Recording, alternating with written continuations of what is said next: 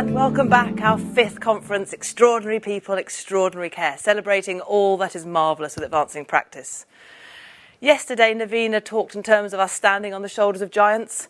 And the most incredible part of this work for me is that I'm surrounded by people that I've worshipped from afar for years, people who've led the way and make the way for us to then build upon for our next generation giants.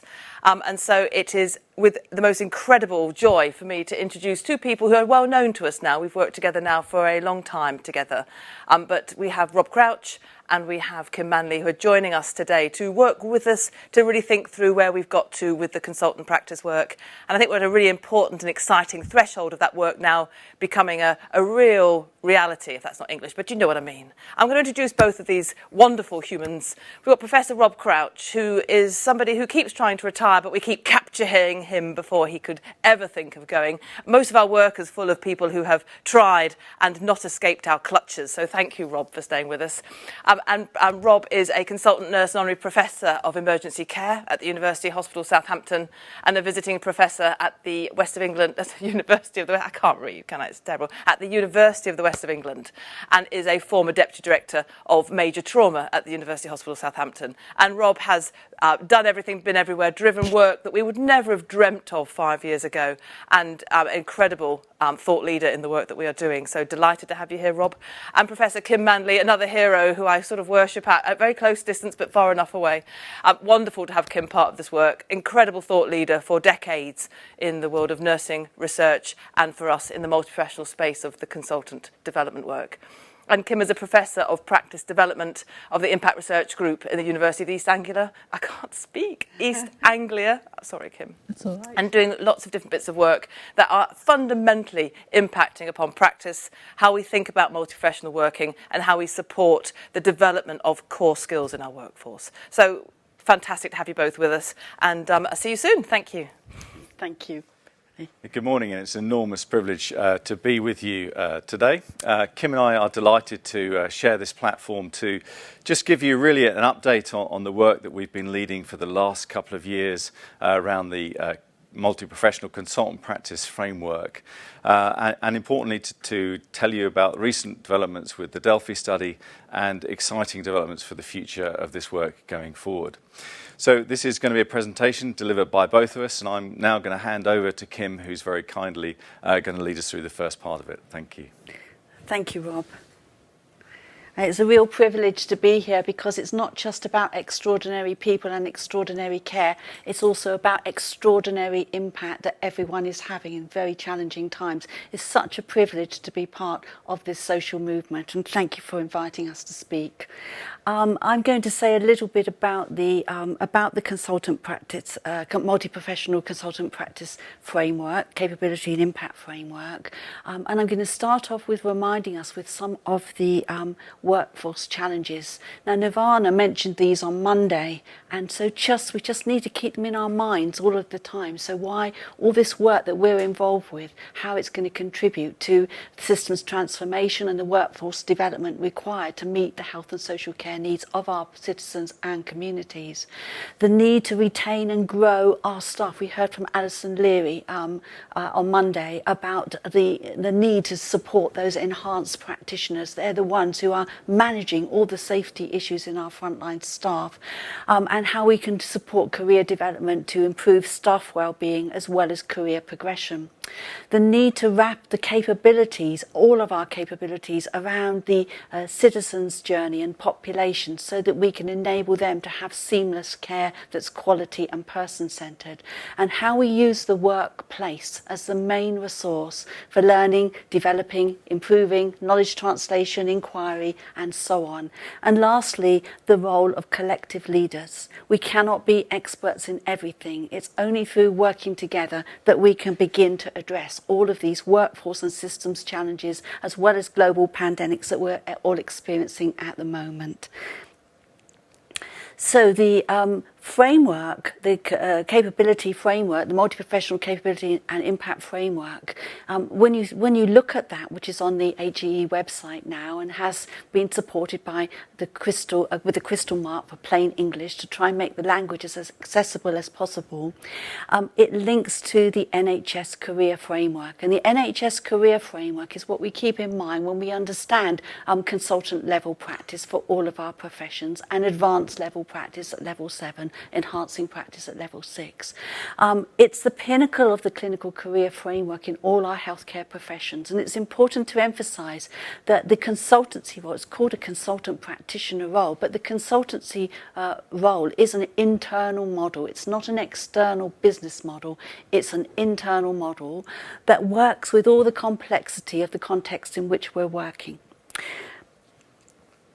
The actual framework then is structured around the 4 pillars and has at its heart the consultancy function, because consultant practice is about providing consultancy on all of those 4 domains. This builds on the advanced practice framework but accentuates the real focus of the work. And what I would want to emphasise is that these 4 pillars are integrated. You cannot separate them out if you want to achieve sustainable health change and improvement. And so even in the language that we've used, we wanted to emphasise, for example, the strategic enabling leadership. We're talking about enabling leadership to enable people to change, to become empowered and so on. And we're talking about the workforce from the perspective of learning, developing and improving across the system. These are integrated functions. And we're talking about research and innovation that has an impact on practice through the embedded researcher role. Moving on then to understanding a little bit more about what I've said. So expertise is in the 4 domains necessary for enabling quality, and I would define quality as being person and people centred, as being safe and effective care. We're using the best evidence informed care, as well as blending that to our local context and our local systems. The key skill set for systems leadership is what the role is about. You need all of those domains to enable sustained change across the system. We're all being introduced to integrated care systems currently, and it's key that systems leaders who are multi-professional consultant practitioners with the skill set are there to lead the field, to break down the silos for their local communities and contexts. Also, the clinical academic role embedded in this role is one of being an embedded researcher, and that means being able to evaluate effectiveness of systems and services within the focus of practice, informed by the challenges of practice. So a systems leader then is a person who is going to be able to drive integration across those silos, and it's helped by clinical credibility, expertise from one's own profession that helps to break down those silos to deliver care that's person-centred, safe and effective. Now, in this research that I was involved with in about 2014, we were challenged by our local health education region to understand how to transform the health economy. It had a focus on urgent and emergency care, but it was looking at the whole health economy. And what we learnt in this were that there were 3 key enablers that are really important to attend to around the workforce if we are going to transform care sustainably. The first is the need for clinical systems leaders, hence the multi-professional consultant practice role is aligned to that purpose. Secondly, that we have skilled facilitators who can use the workplace as the main resource for learning, development, improvement. So we don't need to send people away to study, that they can have this fantastic resource here on their doorstep. And the third thing is that we wrap the capabilities around the people, the citizens that we're serving across the health economy rather than around the profession. And only then can we understand the gaps and where we need to grow our workforce. So coming to the consultancy function then, there's often a misunderstanding about consultancy because often people think about external consultants or they talk about medical colleagues. But consultancy is in all of the pillars, whether that's the expert practice of one's profession, whether it's leadership across the system or clinically in clinical teams, whether it's growing the workforce or whether it's looking at being an embedded researcher and how you research practice to make a difference and what the impact is and how you evaluate that. So that it is the consultancy function that enables us to achieve quality across the system rather than within our most immediate teams through enabling others. These models here that I've mentioned are old models, but they're very, very helpful to understand the consultancy function. So Kaplan's model itself is about helping us to move from client-centered consultancy, which one would use in advanced practice, through to consultancy to those who are trying to change the system for all. And then Shen's process model. It's not about being an expert, telling people what to do or diagnosing what's wrong. It's about helping our staff grow their own self-sufficiency in problem solving so that they have the tools and they have the skills to be self-sufficient. That is what's called process consultancy. It's not about creating dependence. It's about enabling empowerment and growth. So we hear a lot the use of the word system, and yes, on Monday Alison used the term soft systems methodology, which is linked to this. And so it's really important to know what we're talking about when we talk about systems. And systems in terms of health and social care, really we have to attend to at the three different levels. The microsystem, which is the frontline teams, these are the most important level to attend to. This is where care is provided and experienced. This is where most of us are working, in frontline teams at the interface. The meso level are the organisations and partners that are working together across the boundaries in the systems. They have a role to support microsystems in every way that they can to grow the quality clinical leaders that we need in our microsystems. And the macro system is where health and social care organisation comes together, but they too have a role to ensure that we can focus on pathways across the health economy to enable streamless care, to highlight the public health agenda where so much more work is required to get the impacts that we need in transforming our systems. However, to attend to these levels, nothing will happen unless we think about culture. Culture, you'll be familiar with, eats everything for breakfast, strategy and so on. So it doesn't matter what your brilliant ideas are, what your skill set has, what your workforce is like. Unless we attend to culture, we will not get off the starting point. So think about culture. I expect consultant practitioners to have expertise in culture change at the three levels by co-creation and co-production. This is an example of the sorts of indicators that you would expect of an effective workplace culture at the microsystems level. So at the top left hand, you'll see that values are observed and experienced in action. They're not just talked about. You'll see effective high performing teams. You'll see consistent achievement of goals and standards. You'll see evidence-based practice, continuous learning, development, improvement and innovation. You'll see improvement and empowered and committed staff with good staff well-being, and you'll see everyone flourishing and thriving. And that's not theory, that is evidence based on real culture change in real practice. And we've seen many teams, and many of you will be working in teams that have that, who've really come to the fore in the pandemic and achieved everything because they are really effective teams with good leaders and collective leaders. So the last slide from me before I pass on to Rob is this one here. I mentioned the role of facilitation. That's quite complex and you won't be able to see the detail, but the point here is in research I was undertook a few years back now, about a decade or so, we were able to show that facilitation was the main catalyst that consultant practitioners used to achieve increased effectiveness in others, whether those were other individuals, whether they were teams, whether they're organisations or systems. And facilitation skill set is about facilitating increasing complexity. So on this graph here, we all start off in our professions facilitating the development of competence, supervision and so on. But as we progress, it becomes more complex. The facilitation of culture change, the facilitation of leadership, the facilitation of innovation.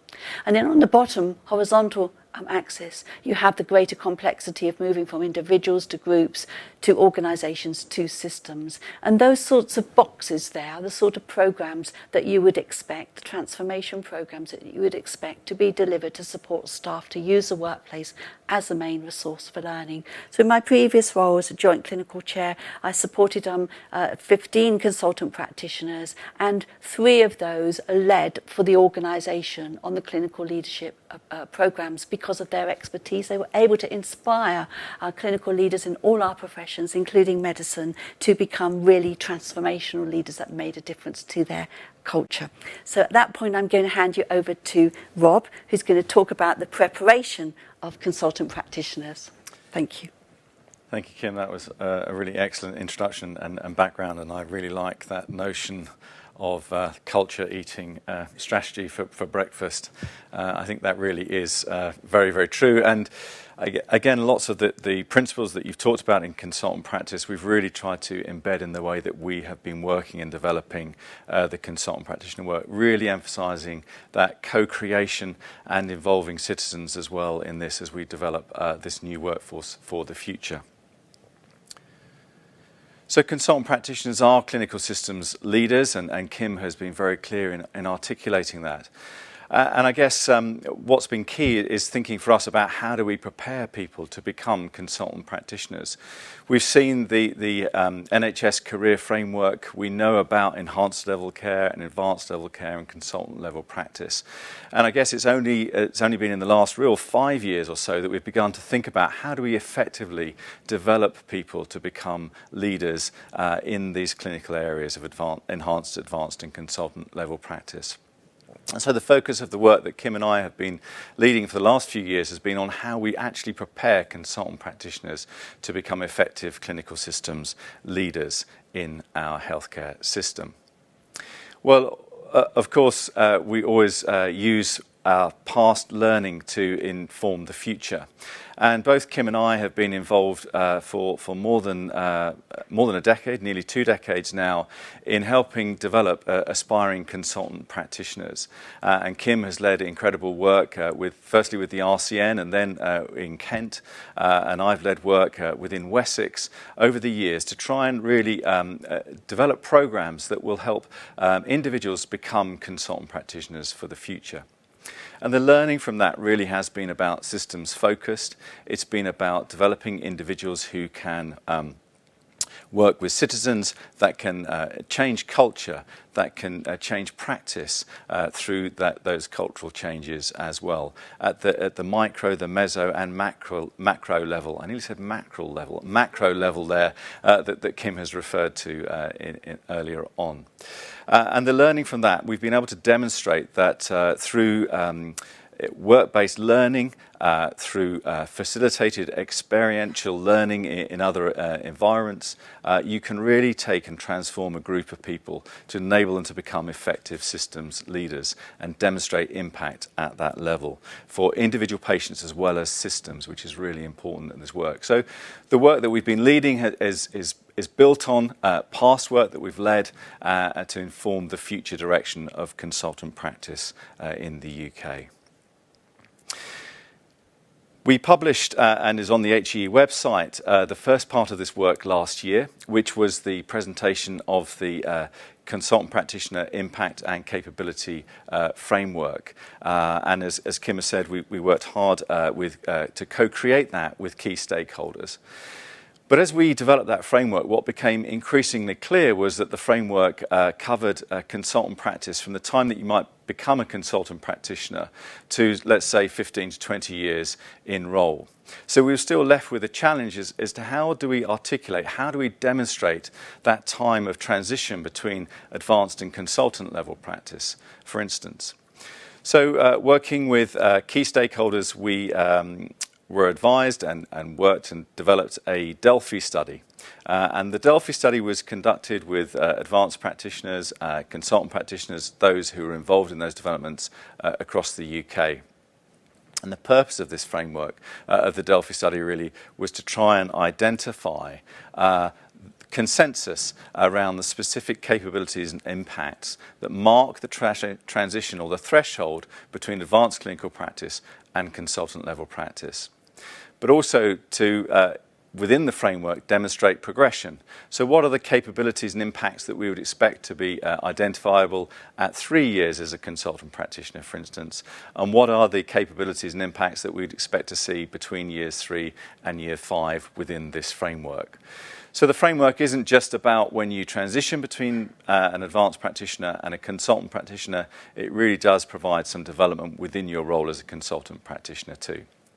But if we're thinking about a development program, how we facilitate individuals progressing from advanced to consultant level practice, we have to be able to articulate those transition points for those to be evidence to demonstrate impact and for individuals to transition within that role. But also those transitionary capabilities will provide the bedrock for the outcomes of the development framework as well as we move forward.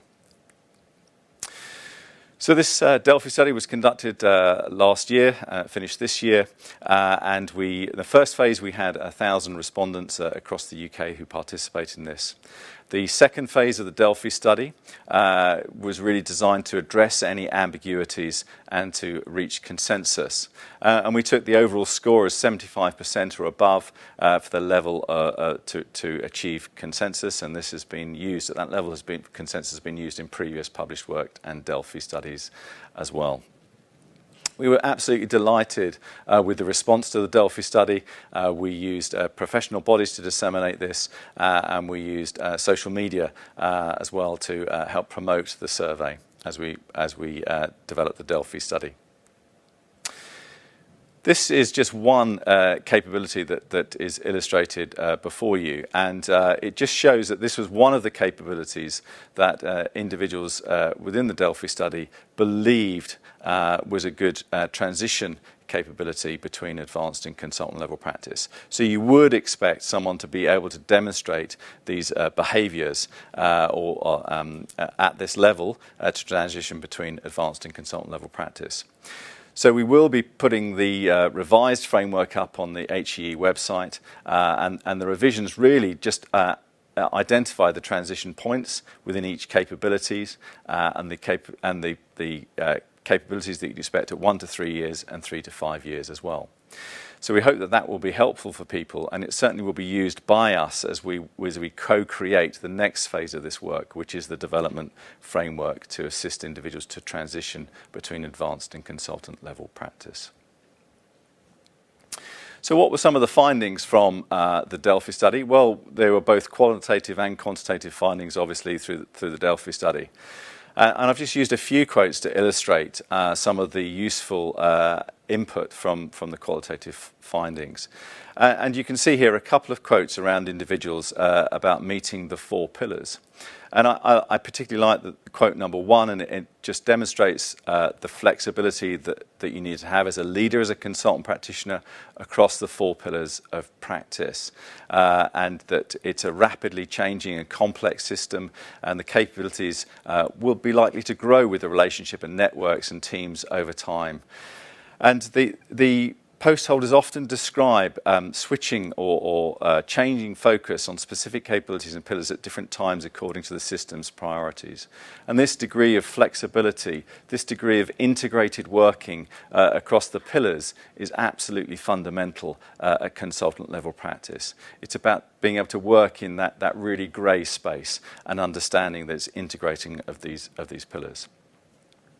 And interestingly, the second quote is around learning and progression as a consultant capabilities ebb and flow, and recognising that there needs to be different emphasis at different times on the capabilities that you're working with, so that you can develop your own skill set, develop others, as well as you develop as a consultant practitioner. Research and innovation was a key feature that came up in the qualitative findings as well as the quantitative findings. And this, the first quote really just illustrates part of the challenge of working in the healthcare system at the moment, that lots of individuals were investing significant amounts of their time outside of their working environment in the leadership aspects, the education, the research elements of the advanced practice role. And that this is somebody who's aspiring to be a consultant practitioner, but recognising there's little time for innovation and development funding, little development and innovation funding that's available to help them within their current role, and they found that frustrating.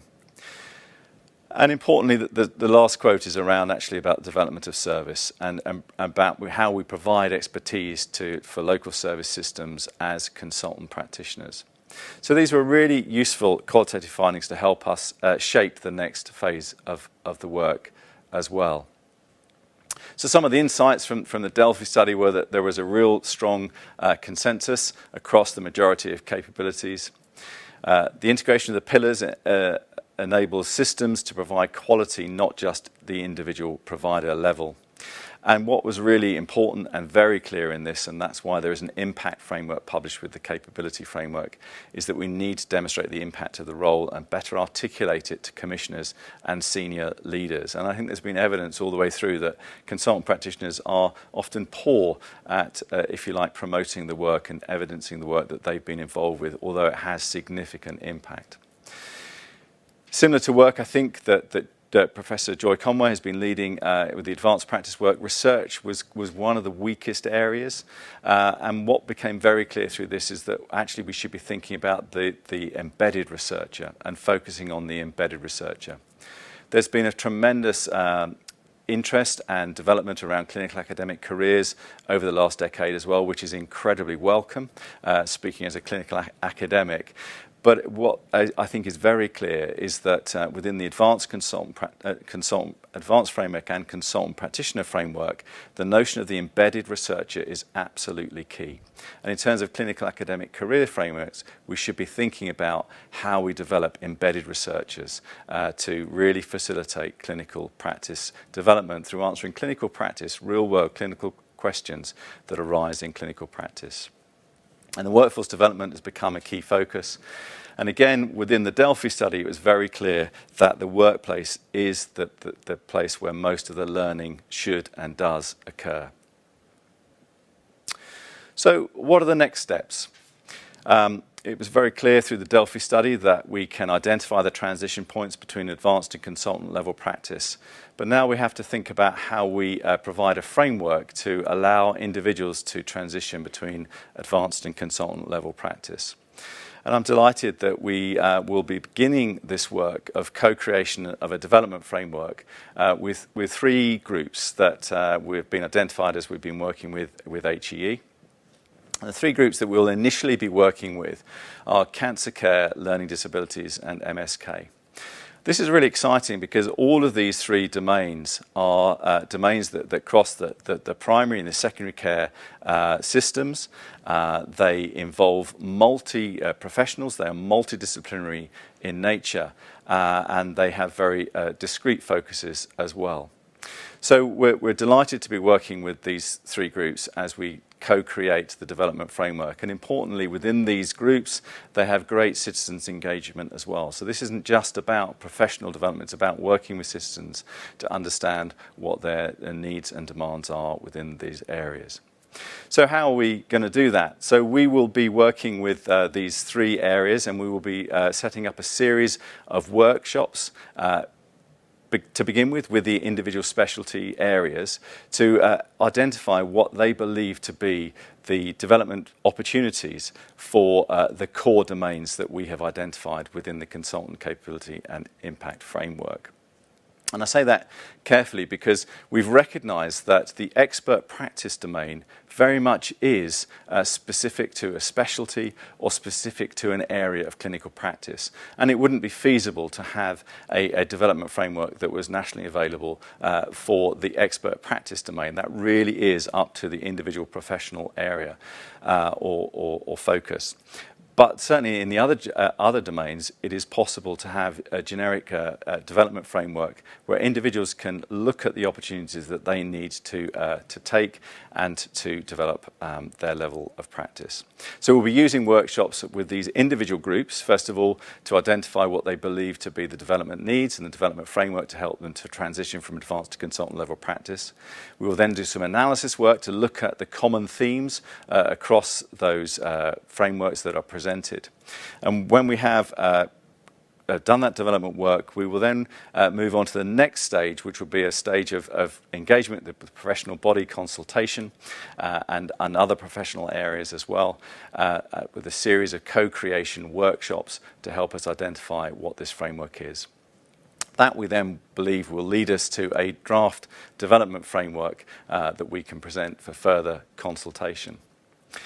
What has become really clear through this work, and I think through this conference as well, and work that we've talked about earlier on, is that systems leadership is fundamental to this. And we've already begun to have discussions with the NHS Leadership Academy around how we could actually facilitate and develop programs to help aspiring practitioners in their systems leadership focus. And during those conversations and discussions and through our own experience, it's become very clear that we need to have aspiring consultant practitioners, critical companionship and mentorship support networks available to us as we move forward. That's fundamental to good development as well. So thank you for listening. It's been really useful to update you on where we are with the consultant practitioner development framework and the next stage of the work, and we're really excited to be engaged in this next phase with HEE to co-create the development framework for consultant practitioners. Thank you for listening. Brilliant. Thank you very much indeed, Rob.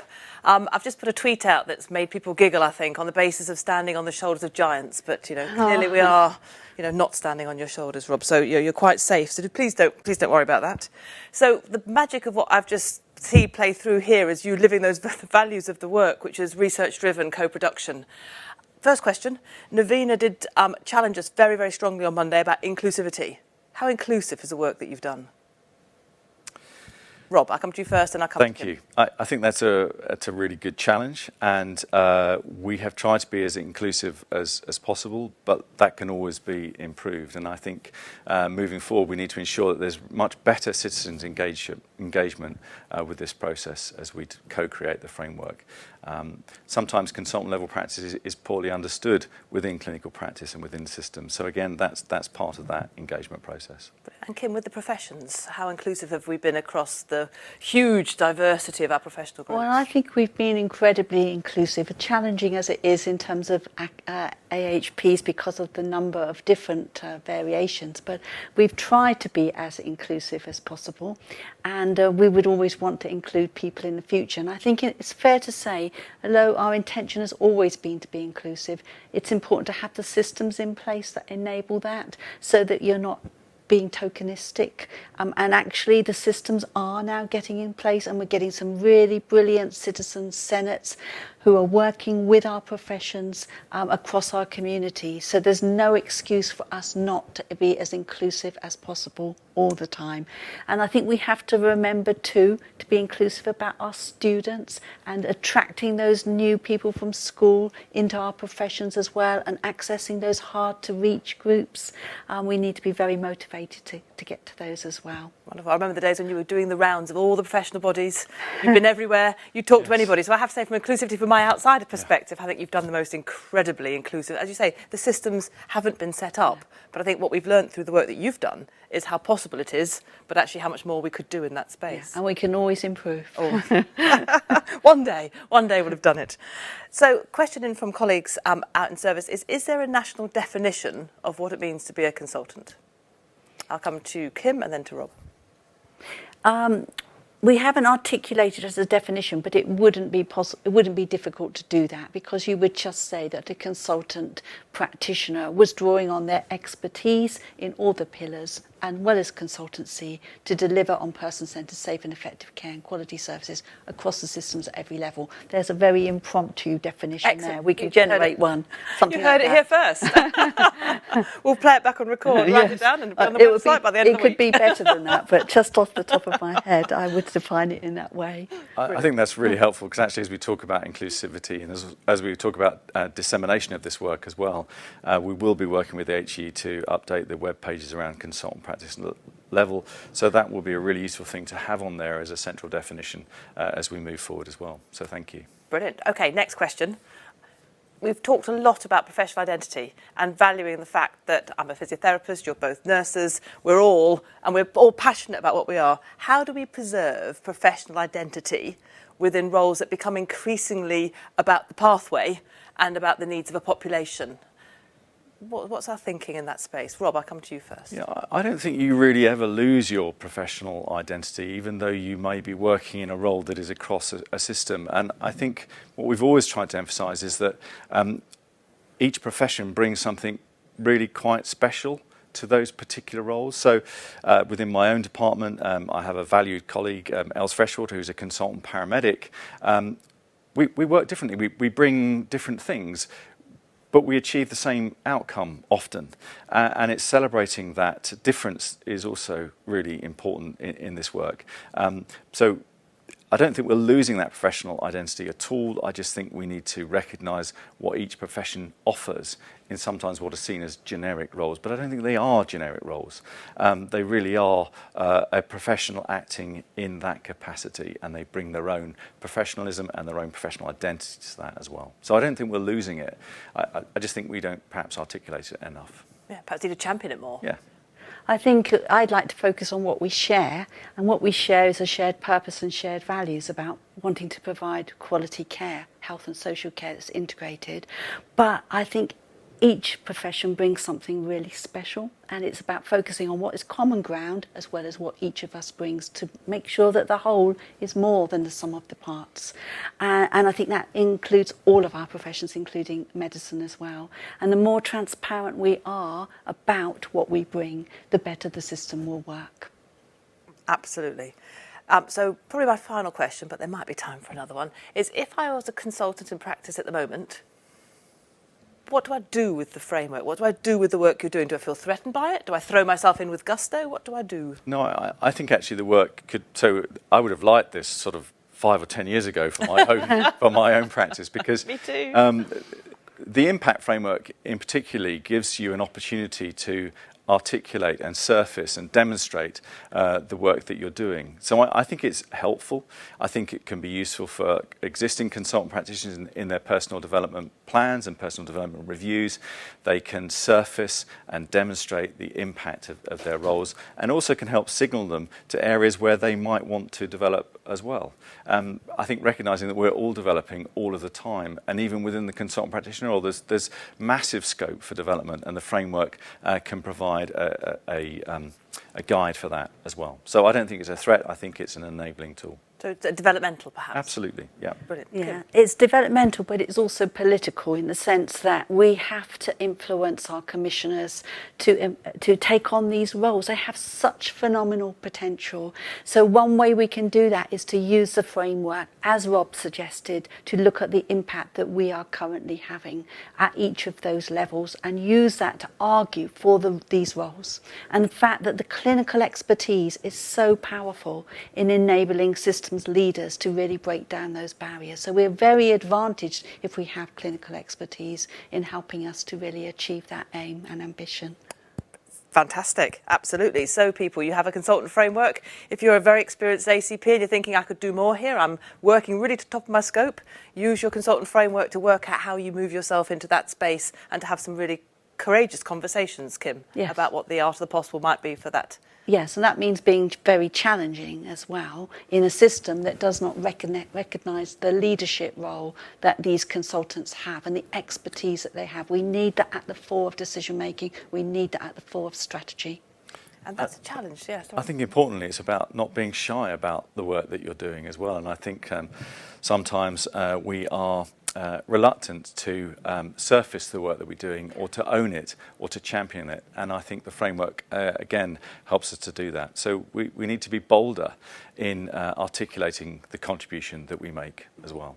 And I remember when we were doing the work, a really early meeting, where there was a real challenge around, is this medical substitution? Are you a medical consultant? Are you different? And you helped me think that through around the consultancy side of it.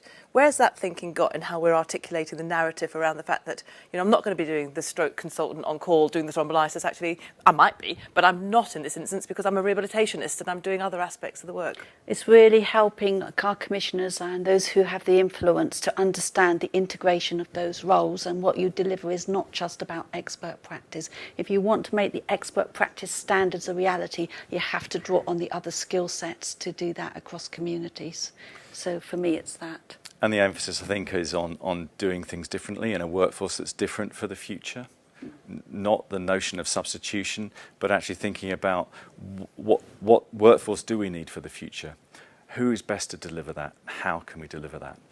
So this is really about the workforce for the future as well, and just sort of trying to step away from some of that old thinking around how we have always done things, because how we've always done things, if we continue to do that, we will continue to fail to change systems and processes for patients and citizens for the future.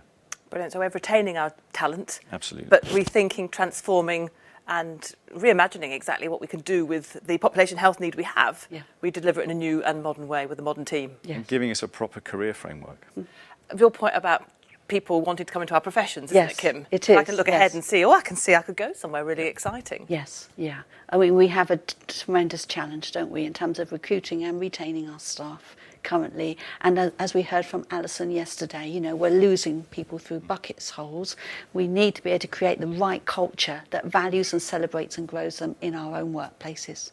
But thank you both. I think the bit that stuck with me through all of the work, and you've taught me so much over the years, is the integrated way of working, the ability to flex my pillars, or whatever we call them, our spiralised stuff, to be able to use what's needed by the situation, and to work in the grey. Yes. Absolutely. Yeah. So you're going to start to teach people to work in the grey. And to be flexible. Yes, Yes. yes, Yeah. absolutely. Thank you both. Incredibly brilliant to have you with us. Thank you. Thank you. So we've got now to think through lots of work around what the consultant piece looks like. Rob talked in terms of working in MSK, cancer care and learning disabilities.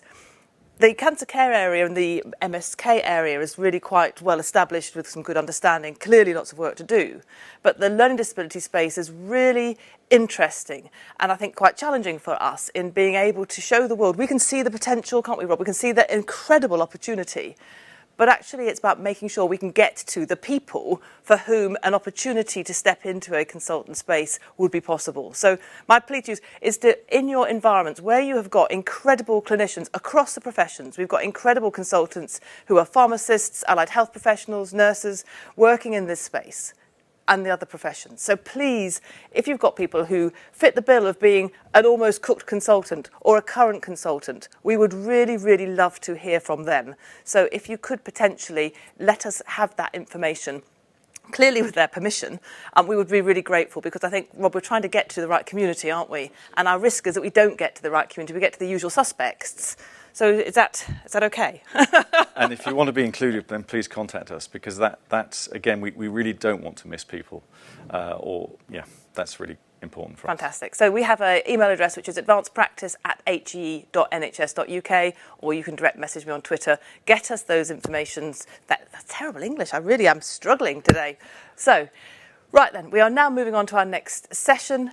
We've got a break till 12:15, and then we come back for a snapshot of the data about what we know about advanced practice from work we did prior to the pandemic.